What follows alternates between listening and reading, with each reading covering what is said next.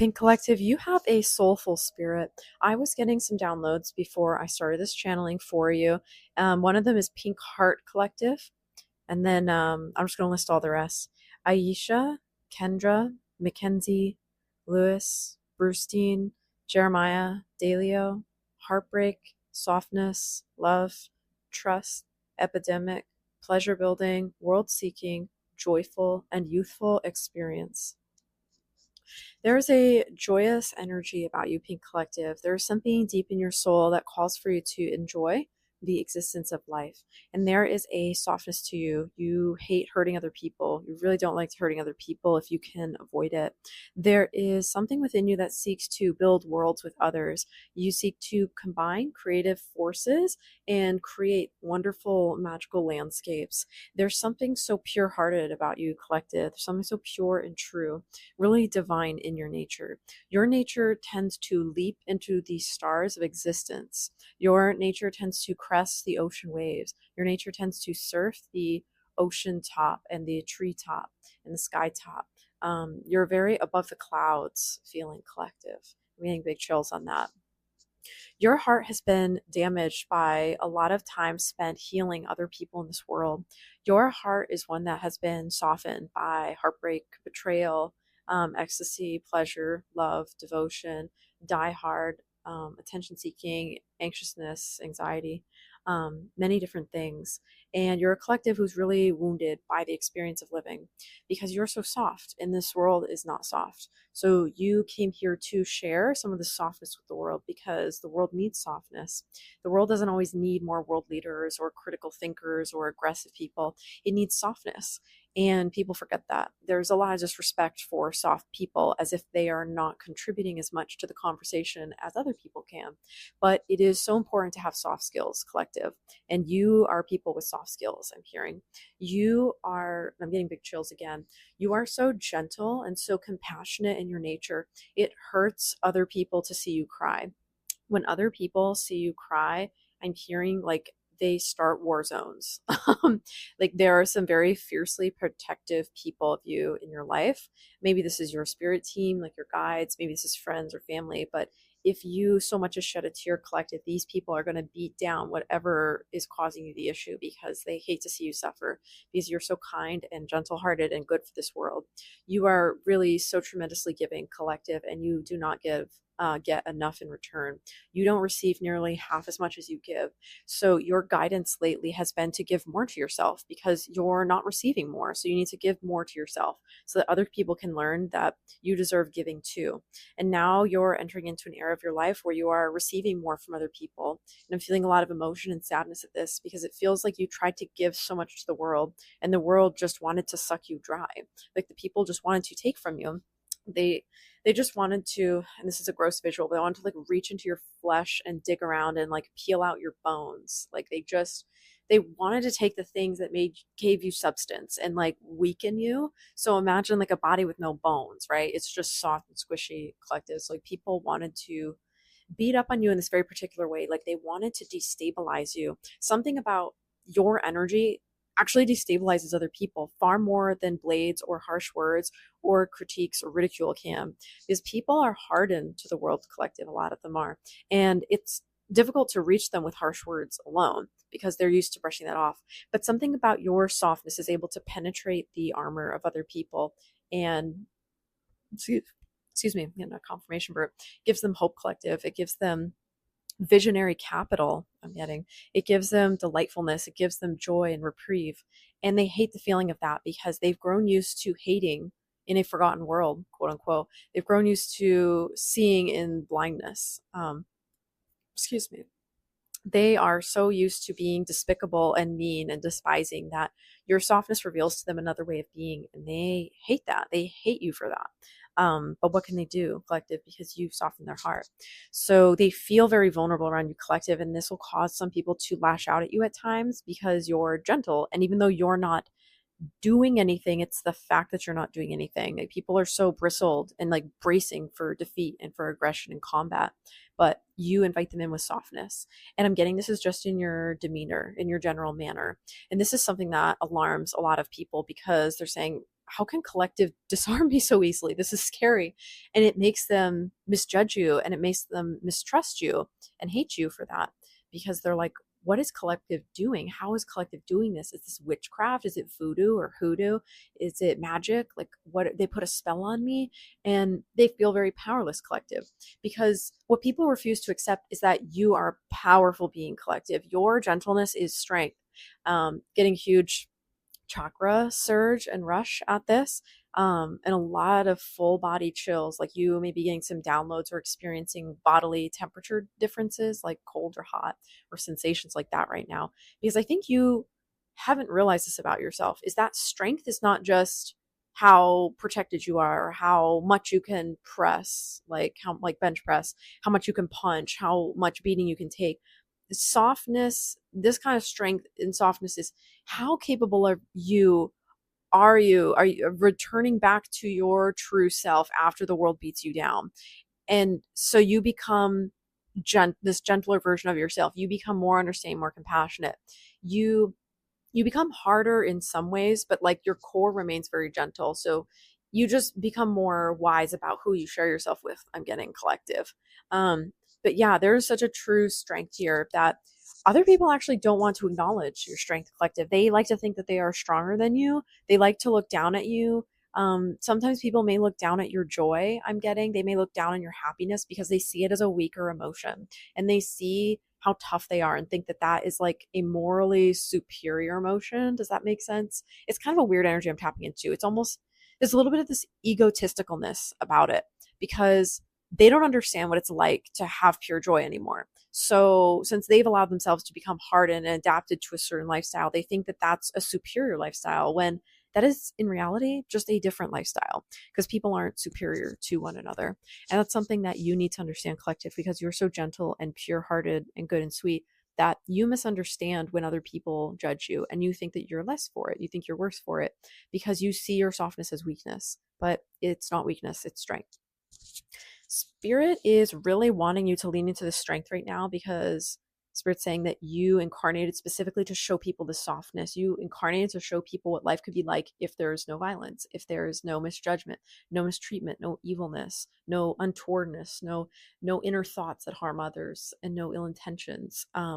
You came as this, and I'm getting these really emotional feeling again of like almost wanting to cry. You came as this pure force of love, collective. And in a generation that is filled with so much not love, it's painful. It's really painful for people to experience love, because it makes them realize how little of it they've had in their life. And it makes them realize how bitter and cold they've gotten. So your gentleness like warms other people, collective, in this way that's really uncomfortable for them. And it's also uncomfortable because they crave it. Their soul seeks that, because the universe that we exist in, collective, is very heart chakra based, very in the 5D, like we are resonating more at the heart chakra frequency. That's more of what Earth was designed for. So the heart chakra is very powerful. It's extremely powerful on this planet.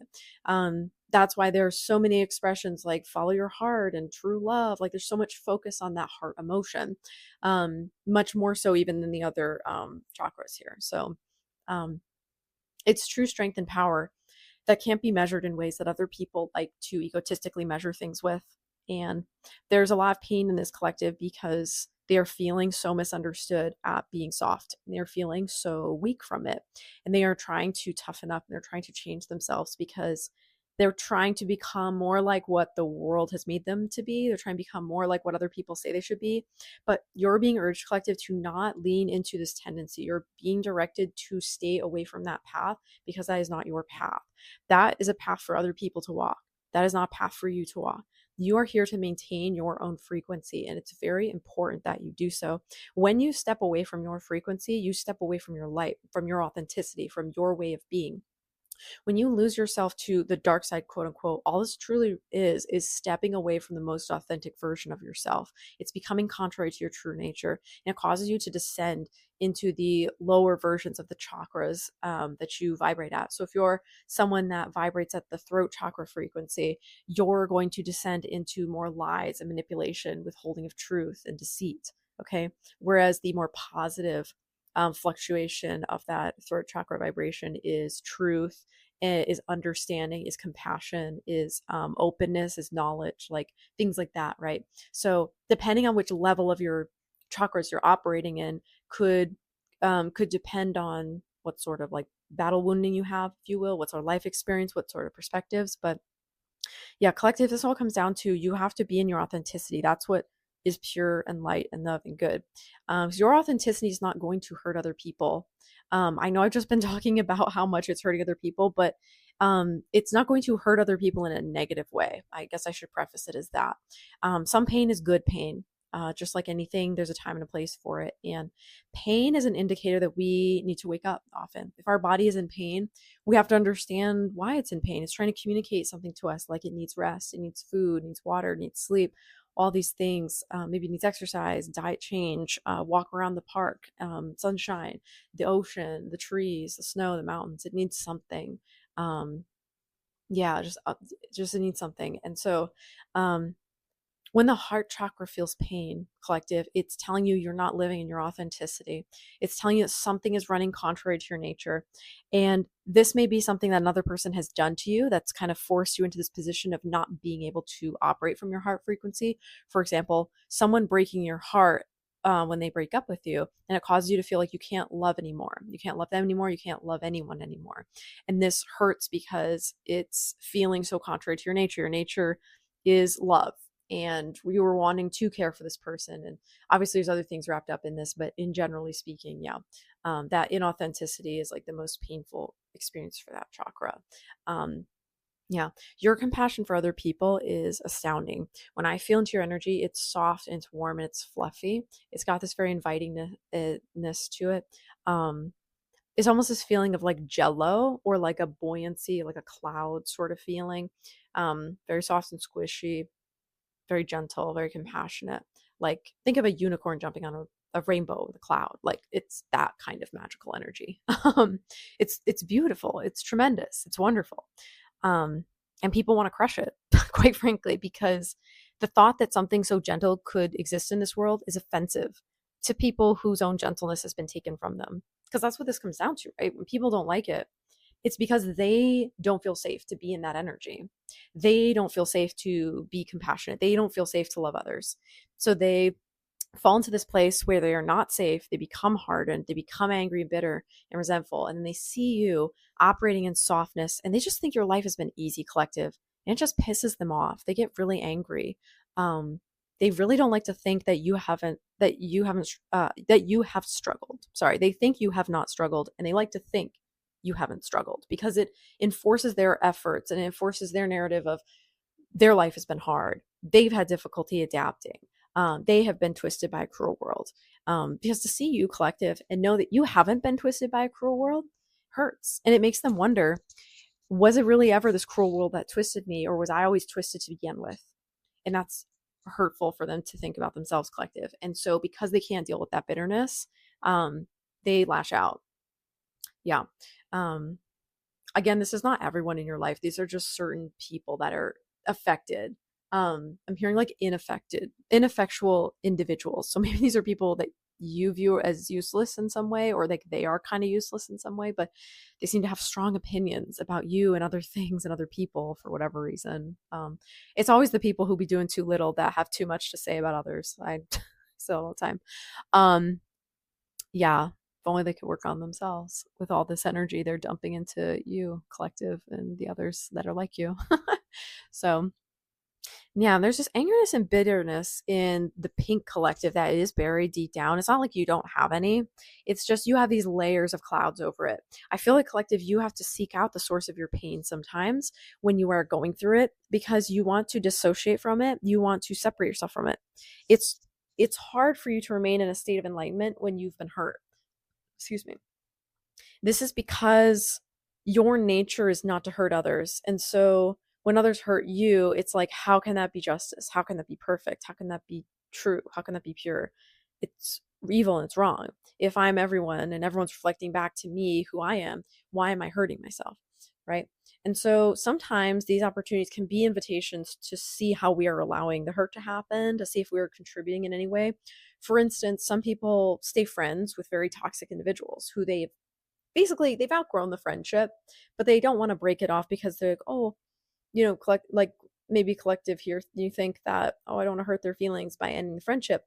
But collective, when that friend turns around and is abusing you or hurting your feelings or flaking on you or insulting you, that's not guarding your heart. The same is for a lover, same for family members, same for anyone in your vicinity collective who's not treating you with pure love and light.